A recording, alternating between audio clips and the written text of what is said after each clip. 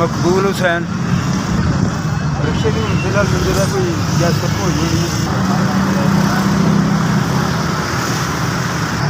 खब्बे पासों मेरी लादा चूकना टुटा होया ਇਹਦਾ ਆਪਰੇਸ਼ਨ ਵਾਲੇ ਮੰਗਦੇ ਨੇ ਕੁੱਤੀ ਹਸਪਤਾਲ ਵਾਲੇ 2.5 ਲੱਖ ਰੁਪਈਆ ਤੇ ਐਮਯੂ ਹਸਪਤਾਲ ਵਾਲੇ ਗੰਗਾ ਰਾਮ ਵਾਲੇ ਮੰਗਦੇ ਨੇ 1.5 ਲੱਖ ਰੁਪਈਆ। ਗੰਗਾ ਰਾਮ ਵਾਲਿਆਂ ਨੂੰ 1,30,000 ਰੁਪਈਆ ਲੈ ਕੇ ਦਿੱਤਾ ਬੈਤਲ ਮਾਲ 'ਚ, ਉਹਨਾਂ ਇਲਾਜ ਵੀ ਨਹੀਂ ਕੀਤਾ। ਤੈਯਬ ਇਕਬਾਲ ਨਾਂ ਹੈ ਡਾਕਟਰ ਦਾ, ਉਹਨੇ ਕੋਈ ਨਹੀਂ ਇਲਾਜ ਕੀਤਾ।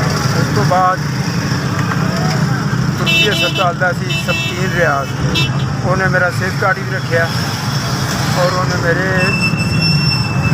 भारत के नंबर से भी उन्हें पैसे बढ़ा के खा। हालात इन्ने को खराब ने कि सवेर की है तो शाम की कोई, शाम की है तो सवेर की कोई। गड्डी मेरी खराब हुई है। कल मैं 1500-1600 रुपया फड़ के अपना गियर बख्शे का काम कराया। परसों का 1500-1600 रुपया फड़ के ते क्लच बख्शे का काम करवाया।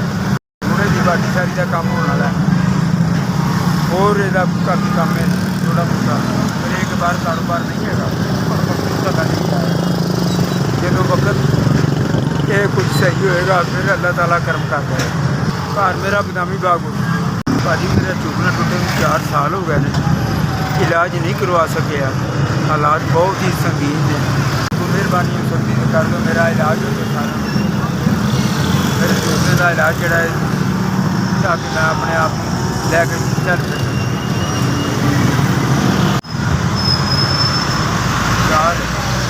4,000 रुपये मैं भाई जी अगले की मदद की 4,000 रुपये की अल्लाह की जात पाक उन्होंने इन्ना दे के तुरके ना बहन मालिक सब दे के करम करे। तो जे अगर मेरा इलाज करवा दो तो मैं तो सारी उम्र ही दुआवां देता रहांगा, क्योंकि इलाज होना मेरा बहुत। इलाज के बगैर मैं इस तरह ना काम कर सकना ना तरक्की के सबकी जात पाक की तंदुरुस्ती है। अल्लाह ताला हर जगह से थोड़ी मदद करे। अल्लाह ताला अपनी जनाब को इन्ना दे तुम किसी पास छुड़ के ना गए।